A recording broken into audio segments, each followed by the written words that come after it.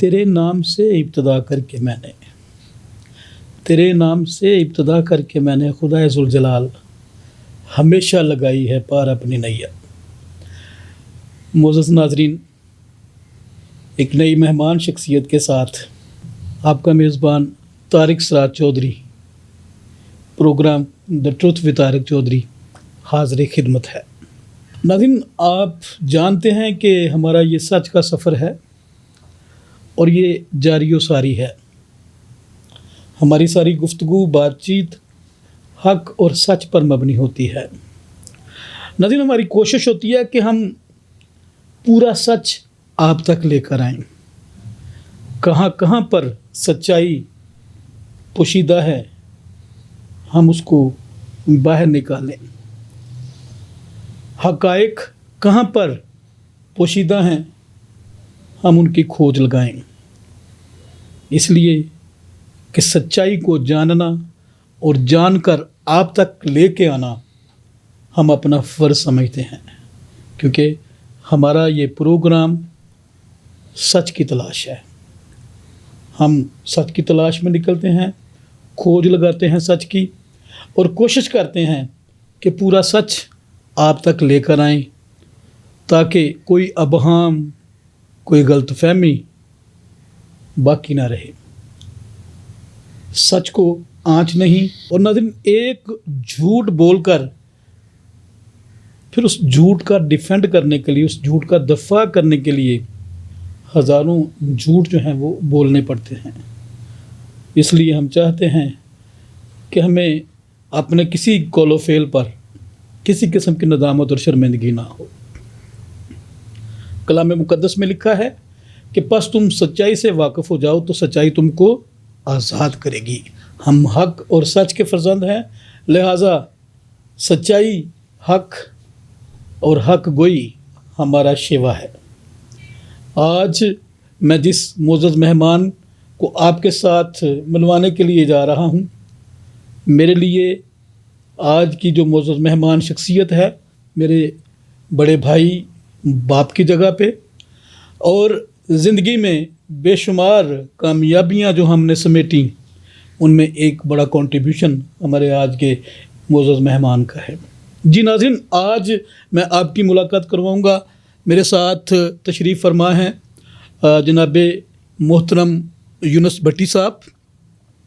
एक कामयाब बिज़नेसमैन हैं, एक कामयाब सियासतदान हैं, एक कामयाब मेंटोर हैं, और सबसे बढ़कर उन्होंने जितने भी हम सियालकोट से जितने भी नौजवान स्ट्रगल करके निकले, हम सब के लिए वो एक रोल मॉडल हैं और हमेशा हमें अपने बच्चों और अपने छोटे भाइयों की तरह उन्होंने प्यार किया। भाईजान, हम आपको अपने इस प्रोग्राम में बाज़ाब्ता तौर पर खुशामदीद कहते हैं। शुक्रिया तारक साहब, थैंक यू वेरी मच। तुसां मैनूं याद कीता। अज मैं तुहाडे स्टूडियो ते आया ते तुहानूं ते तुहाडी टीम नूं बहुत बहुत मुबारक होए।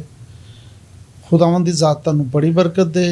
इस चैनल दे वसीले जिहड़ा तुहां काम शुरू कीता है, सच दी तलाश, खुदावंद दी ज़ात हमेशा तुहानूं कामयाबियां ते कामयाबियां अता फरमाए, ताकि तुसी अपने लिए, अपनी कौम लिए वैसे बरकत हो।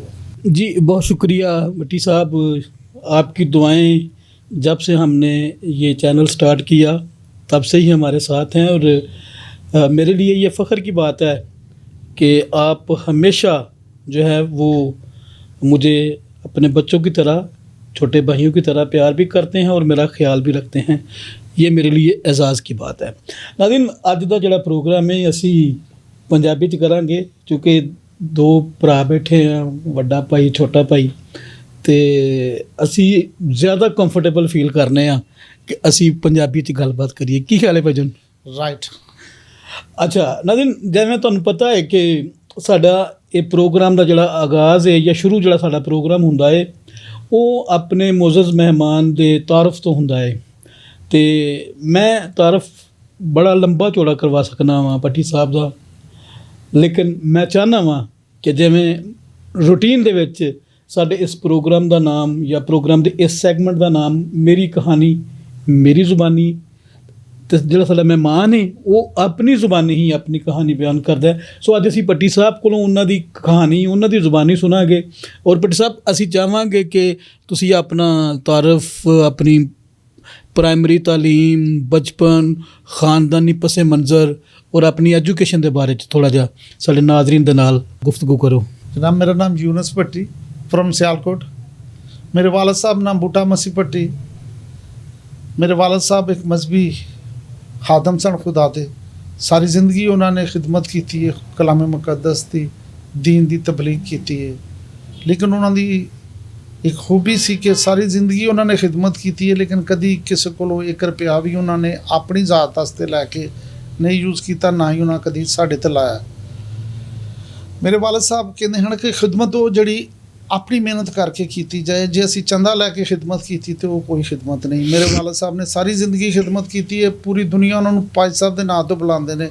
जितों का असी रहने वाले हैं एक बंदा भी नहीं कभी जानता कि उन्होंने नाम की है। जो कोई उन्होंने जबरदस्ती हदिया देंदा ही तो वो जो मौजूदा साढ़े पाज साहब होंगे हैं उन्होंने वो दे देंगे हैं कि तुहाडा हक बनता है, मेरा नहीं बनता। खैर एक मुख्तसर गल है, उन्होंने सानू अपनी मेहनत ना पालिया है। तो एक चीज़ उन्होंने मैनू सिखाई है बचपन तो, पुत्र दुध चंगा तुहम चंगा ते नवाला लाल दा खवाओ, बच्चा कभी बुरा नहीं हो सकता, बच्चा कभी बुरा नहीं हो सकता। जो तिना चीज़ां जे एक चीज़ गलत होएगी तो फिर काम खराब होएगा। बड़ी मेहनत नाल उन्होंने सानू पालिया।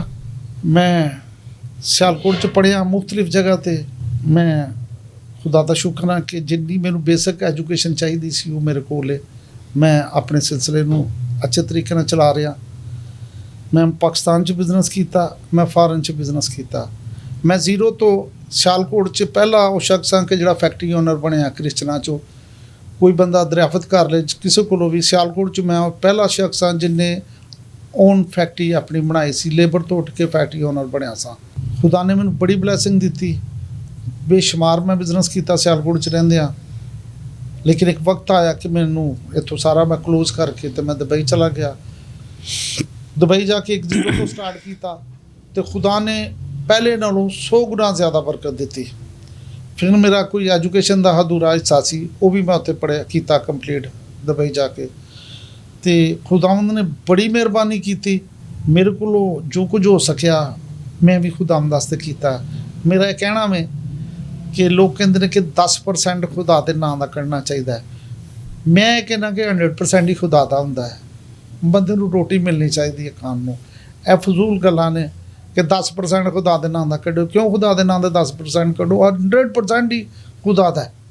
बंदा की है खुदा के वास्ते तुसी अपने पूरे तन मन तन ना खुदा की खिदमत करो तो खुदा हमेशा आसमान के दरीचे खोल के तुहाडे ते रहमत करता है। मैं अपनी ज़िंदगी च बहुत कुछ किया है लेकिन खुदा का दामन कभी नहीं छड्डिया।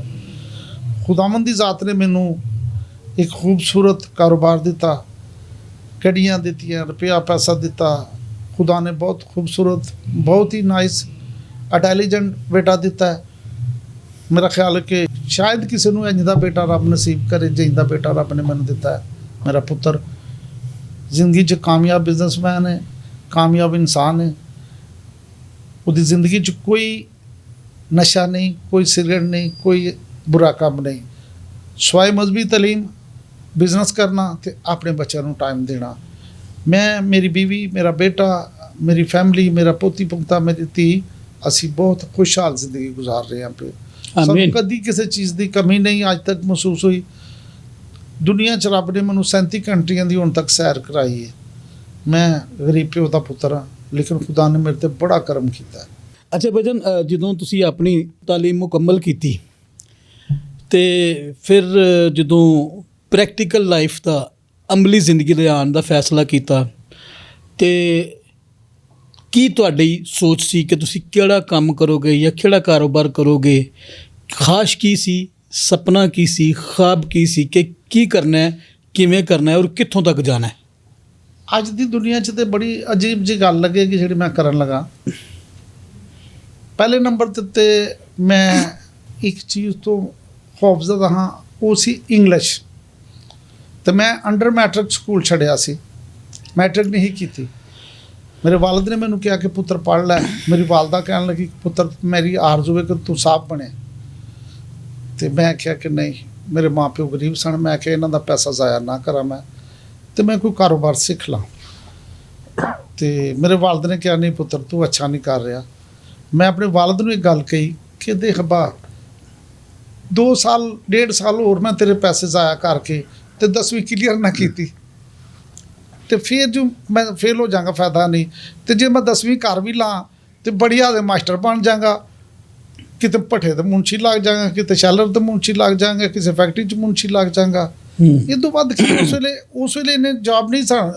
73 ਦੀ ਮੈਂ ਗੱਲ ਕਰਨ ਡਿਆ, 73-4 ਦੇ ਵਿੱਚ ਇਹਨੇ ਜੌਬ ਨਹੀਂ ਸਨ ਜਿੰਨੀ ਹੁਣ ਜੌਬ ਨੇ। ਹੁਣ ਤੇ ਲੱਖਾਂ ਜੌਬ ਨੇ, ਉਸ ਜ਼ਮਾਨੇ 'ਚ ਇਹਨੇ ਜੌਬ ਨਹੀਂ ਸਨ। ਤੇ ਮੈਂ ਆਪਣੇ ਵਾਲਿਦ ਨੂੰ ਕਿਹਾ ਕਿ ਮੈਂ ਤੇਰੇ ਨਾਲ ਇੱਕ ਵਾਅਦਾ ਕਰਨਾ ਕਿ ਸਿਆਲਕੋਟ 'ਚ ਮੈਂ ਤੇਰਾ ਨਾਂ ਰੋਸ਼ਨ ਕਰ ਦਾਂਗਾ। ਉਸ ਵਕਤ ਮੇਰੇ ਮੂੰਹ 'ਚੋਂ ਗੱਲ ਨਿਕਲ ਗਈ, ਲੇਕਿਨ ਖੁਦਾ ਨੇ ਮੇਰੀ ਗੱਲ ਨੂੰ ਨੇੜਿਓਂ ਕੇ ਸੁਣਿਆ। ਮੈਂ ਇੱਕ ਫੈਕਟਰੀ ਦੇ ਵਿੱਚ ਇੰਪਲਾਏ ਲੱਗਾ। ਪਹਿਲੇ ਦਿਨ ਹੀ ਉਹਨਾਂ ਨੇ, ਮਾਲਕ ਨੇ ਮੈਨੂੰ ਪੁੱਛਿਆ, ਬੱਚਾ ਸਾਂ, ਉਹਨੇ ਮੈਨੂੰ ਤਰ੍ਹਾਂ ਇੱਕ ਮਖੂਰ ਲਾ ਦਿੱਤੀ। ਉਹਨੇ ਮੈਨੂੰ ਪੁੱਛਿਆ ਤੂੰ ਲਿਖ ਪੜ੍ਹ ਲੈਣਾ? ਮੈਂ ਜੀ ਲਿਖ ਪੜ੍ਹ ਲੈਣਾ। ਉਹਨਾਂ ਮੈਨੂੰ ਮੁਨਸ਼ੀ ਬਣਾ ਦਿੱਤਾ ਆਪਣਾ, ਨਾਲ ਬਾਹਰ ਅੰਦਰ ਦੇ ਕੰਮ ਦੇ ਦਿੱਤੇ। ਵਕਤ ਗੁਜ਼ਰਦਾ ਗਿਆ, ਮੈਂ ਤਰੱਕੀ ਕਰਦਾ ਗਿਆ। ਇੱਕ ਫੈਕਟਰੀ ਛੱਡਿਆ, ਦੂਜੀ ਜੋ ਦੂਜੀ 'ਚ ਗਿਆ ਤਾਂ ਉਸ ਫੈਕਟਰੀ ਦੇ ਵਿੱਚ ਮੈਂ ਕੋਈ 8 ਈਅਰ ਕੰਮ ਇੰਝ ਦਾ ਸੀ ਕੰਮ ਕਿ ਉਹ ਪੂਰੀ ਫੈਕਟਰੀ ਮੇਰੇ ਸਿਰ 'ਤੇ ਆ ਗਈ। ਮਾਲਕ ਮੇਰਾ ਆਊਟ ਆਫ ਕੰਟਰੀ ਰਹਿੰਦਾ ਸੀ ਤੇ ਸਾਰਾ ਬਿਜ਼ਨਸ ਮੈਂ ਹੀ ਹੈਂਡਲ ਕਰਦਾ ਹਾਂ। ਬੱਚਾ ਹਾਂ, ਲੋਕ ਵੇਖ ਕੇ ਹੈਰਾਨ ਹੁੰਦੇ ਹਨ, ਹੌਲਾ ਜਿਹਾ ਮੁੰਡਾ ਤੇ ਸਾਰੀ ਫੈਕਟਰੀ ਚਲਾ ਰਿਹਾ। 77 ਦੀ ਦਿਹਾਈ 'ਚ ਮੈਂ ਆਪਣੇ ਮਾਲਕ ਦੀ ਵਾਈਫ ਨੂੰ, ਬਾਜੀ ਨੂੰ, ਹਰ ਮਹੀਨੇ 1.5-2 ਲੱਖ ਰੁਪਇਆ ਕਮਾ ਕੇ ਦਿੰਦਾ ਸਾਂ। ਉਸ ਫੈਕਟਰੀ ਤੋਂ ਬਿਜ਼ਨਸ ਕਰਕੇ ਉਹਨੂੰ ਕਮਾ ਕੇ ਦੇਣਾ, ਉਹਨੂੰ ਹਿਸਾਬ ਦੇਣਾ ਕਿ ਬਾਜੀ ਹੈ। ਵਕਤ ਗੁਜ਼ਰਦਾ ਗਿਆ, ਮੈਂ ਬਿਜ਼ਨਸ ਕਰਨਾ ਸਿੱਖ ਗਿਆ।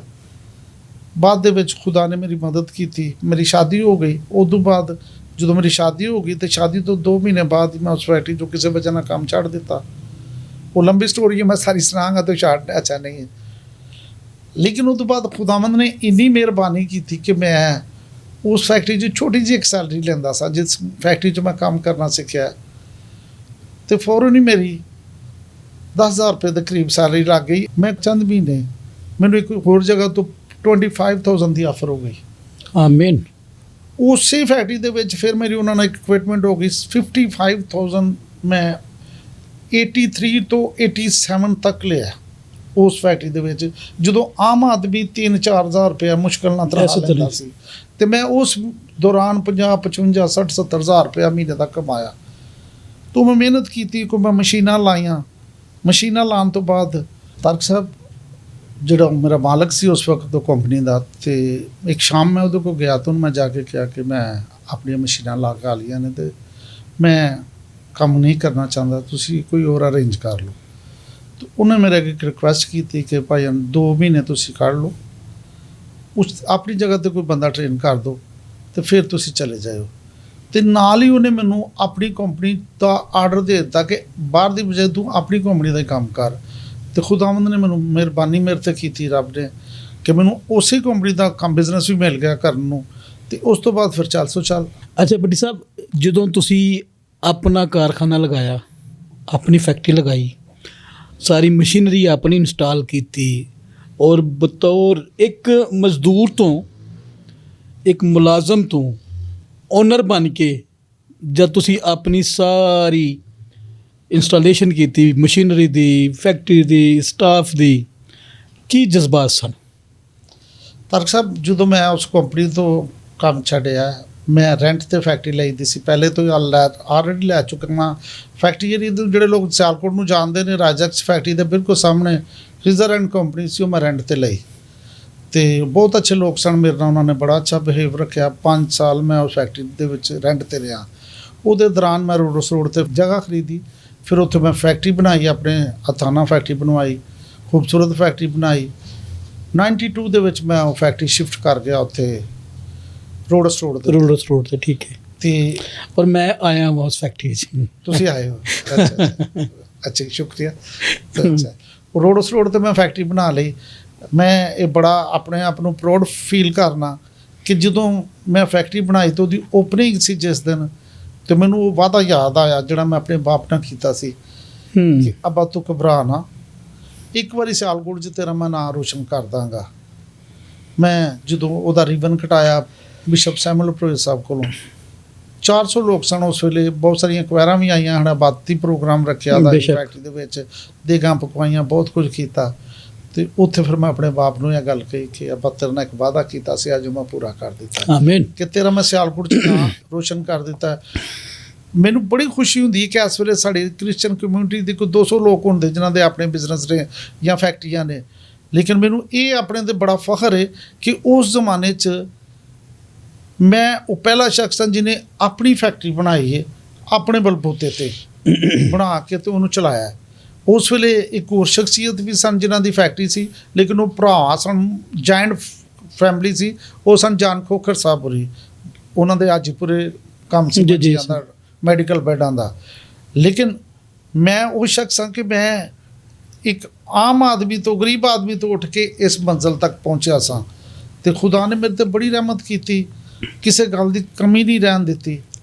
जी नाज़रीन, मैं इस बात का आई विटनेस हूँ, गवाह हूँ इस बात का कि खुदा ने भट्टी साहब को छोटी उम्र में बहुत ज़्यादा सरफराजी बख्शी।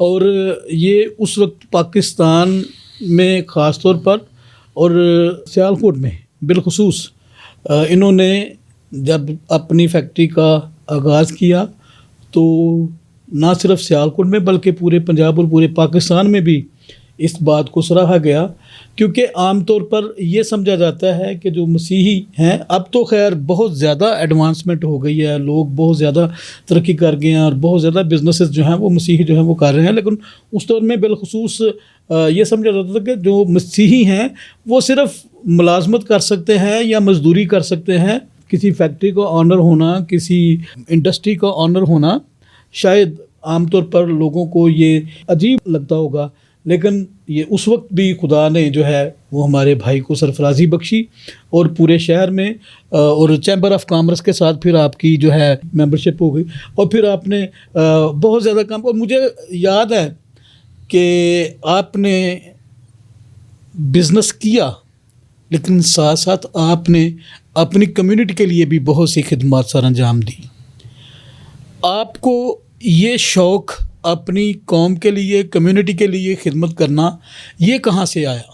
ਤਲਕ ਸਾਹਿਬ ਇੱਕ ਗੱਲ ਮੈਂ ਕਰਾਂਗਾ ਇਹਦੇ 'ਤੇ, ਜਿਨ੍ਹਾਂ ਲੋਕਾਂ ਨੇ ਆਣ ਕੇ ਸਾਡੇ ਮੂੰਹ 'ਚ ਯਸੂ ਨਾ ਪਾਇਆ ਸੀ, ਉਹ ਸਾਡੇ ਕੋਈ ਲੱਗਦੇ ਸਨ, ਕੋਈ ਰਿਸ਼ਤੇਦਾਰ ਸਨ, ਬਿਲਕੁਲ ਕੋਈ ਮਾਸੀ ਦੇ ਪੁੱਤਰ ਸਨ, ਕੋਈ ਫੁੱਫੀ ਦੇ ਪੁੱਤਰ ਸਨ।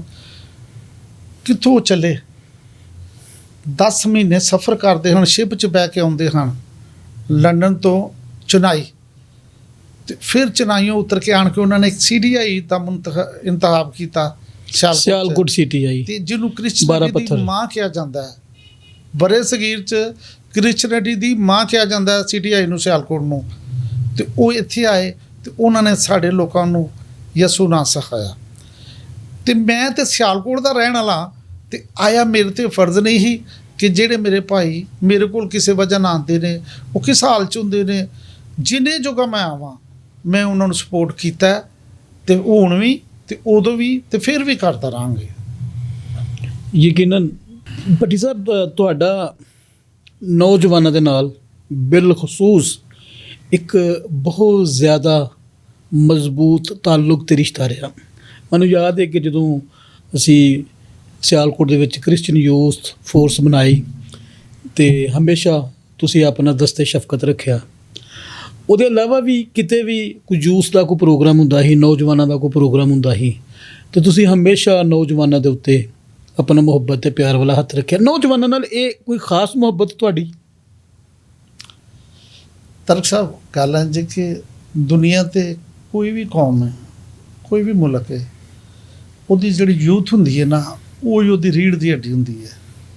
ਅਤੇ ਜੇ ਤੁਸੀਂ ਆਪਣੇ ਉਹਨਾਂ ਬੱਚਿਆਂ ਨੂੰ ਪਿਆਰ ਨਹੀਂ ਦਿਓਗੇ, ਉਹਨਾਂ 'ਤੇ ਸ਼ਫਕਤ ਨਹੀਂ ਕਰੋਗੇ, ਉਹਨਾਂ ਨੂੰ ਸਪੋਰਟ ਨਹੀਂ ਕਰੋਗੇ, ਮਾਲੀ ਹੋਏ ਜਾਂ ਦੂਸਰੇ ਤਰੀਕੇ ਨਾਲ ਉਹਨਾਂ ਦਾ ਹੌਸਲਾ ਨਹੀਂ ਵਧਾਓਗੇ, ਤਾਂ ਕਿੰਨੀ ਕੁ ਦੇਰ ਚੱਲਣ ਦੇ, ਚੰਦ ਦਿਨ ਚੱਲਣ ਦੇ ਫਿਰ ਹੌਸਲੇ ਪਸਤ ਹੋ ਜਾਂਦੇ ਨੇ। ਅਤੇ ਮੇਰੇ ਵਰਗੇ ਹੋਰ ਮੇਰੇ ਦੋਸਤਾਂ ਵਰਗੇ ਲੋਕ ਬੇਸ਼ੁਮਾਰ ਨੇ ਜਿਹੜੇ ਆਪਣੇ ਲੋਕਾਂ ਨੂੰ ਪਿਆਰ ਕਰਦੇ ਨੇ। ਮੈਂ ਵੀ ਉਹਨਾਂ 'ਚ ਇੱਕ ਅਦਨਾ ਜਿਹਾ ਖਾਦਮ ਹਾਂ ਕਿ ਮੇਰੇ ਕੋਲ ਵੀ ਜੋ ਅੱਜ ਤੱਕ ਬਣ ਪਾਇਆ, ਮੈਂ ਆਪਣੇ ਲੋਕਾਂ ਨੂੰ ਸਪੋਰਟ ਕਰਨਾ।